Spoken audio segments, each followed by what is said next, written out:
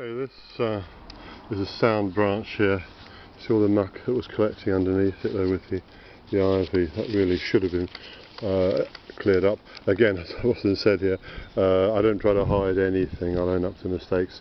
This was not a very highly valued tree, so okay, so we let it go a bit. Nevertheless, it's not really good. Creatures are going to live underneath this and cause a mess. Anyway, this is standing at about my chest height. This is about 4.5 to 5 feet. This is a nice branch to graft something on, and here's a few more nice ones. So we've got a selection of branches coming off here. So probably just above here, where my hand is, we want to take that all off. And you can see that's about 6 inches diameter. That's a heavy enough bit of wood going up to really hurt somebody quite badly or do a bit of damage. So we need to let that fall down carefully. Two ways of getting this down. One, we could go up the tree and excuse me. You climb up the tree with a ladder and take it down in bits. That's a bit problematic. Neither of us is very up for that sort of thing. I'm certainly not. I'm on a diet. I'm losing a bit of weight, but I'm just not well enough to go up. That's certainly no way. So what we're going to do is probably cut the whole of this down, and how I'll do that is I'll cut a wedge, a careful wedge with the saw, and then I'll cut a wedge in here.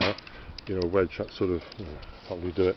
That sort of shape wedge, and then saw them from behind, and then Julia will just guide it down to, so maybe with some ropes, probably get a rope around it. You can see, I mean, that's 6. I'm 6 feet. That's 6 feet, 7 feet, 8 feet, and there's about another 15 feet above it. Enough weight to really, enough would hurt somebody or break something. So what we'll do is get a rope around there. Probably I'll make a wedge here. We'll get a rope around there. Julia will stand over there and hold the rope. If it fell this way, it could fall onto our.